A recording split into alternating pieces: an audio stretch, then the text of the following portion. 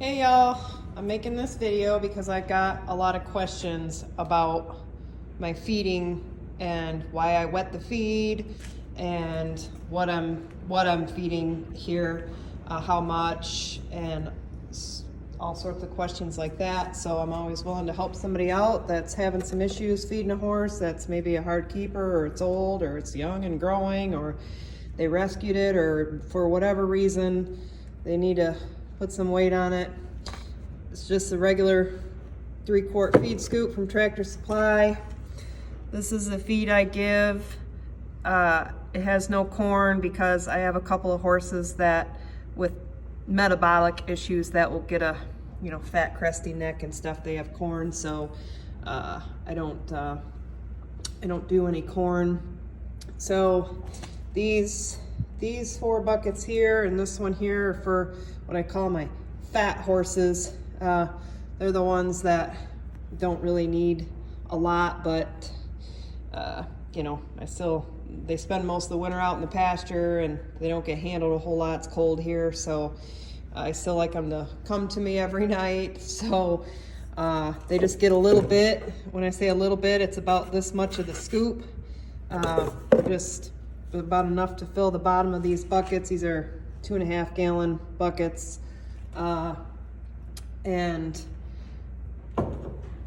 when I wet it, the feed, it gets mashy like this. It's mash, soft, easy to chew. This is for my 25-year-old mare, and this is for my weanling. This is 1 scoop, 3 quarts. And this is for the 2 standardbred mares I recently got in January. They were from a rescue. They were thin. You could see every rib and all their hips. They get 2 full scoops, so 6 quarts total. And everybody's feed is wet. I pour it all at night. I wet it down at night. And so when I go to feed it the next night, it's all nice and mashed up like this here. I have one mare that chokes. She just started choking one day. Never choked before, but about 3 years ago, she started choking on any grain that I fed her dry. So I just started wetting everybody's feed, just for that simple reason, because I guess you never know. This here is beet pulp pellets and alfalfa pellets. 1 scoop of each. I like the pellets better, especially with the beet pulp, than the shreds. It's easier to measure out an amount. You can get shreds, it's the same thing. You just kind of have to use twice as many shreds as you do pellets. And then the alfalfa pellets in there.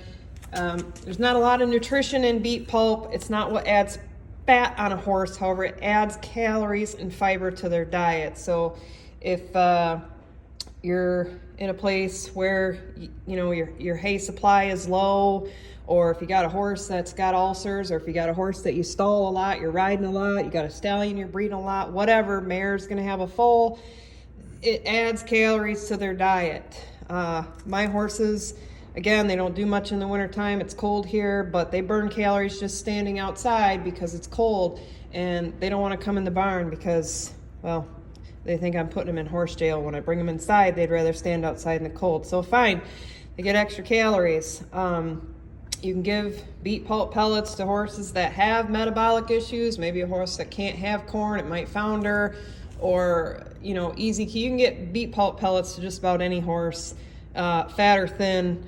I add the alfalfa pellets to it because I feed round bales that are first cutting grass, and that's fine for these horses that are easy keepers. They keep fat on just this handful, and that first cutting. These 2 pails are for my older mare, my growing weanling, and those 2 mares that I still like to put a little weight on. They also have a round bale first cutting, but like to keep them growing good and keep them gaining a little bit more weight. It's just starting to get warm here. It's 40 degrees outside and the wind's blowing about 25 miles an hour, so it's cold here. So this is what they get. I have 9 horses total. I have some that are up there in age. I have a 25-year-old mare and 3 18-year-olds, a 20-year-old mare, and then you know, I have the weanling and a couple of 9-year-olds, and they all kind of get something different. But this is why I soak the feed, and this is what they get in addition to first cutting, and it's kind of good for everybody. So if you have any more questions, you're welcome to message me and ask me. I've gotten a ton of questions since I made that post, so I'm always willing to help somebody that's having issues, and maybe I can offer something that's worked for me. God bless. Have a great day.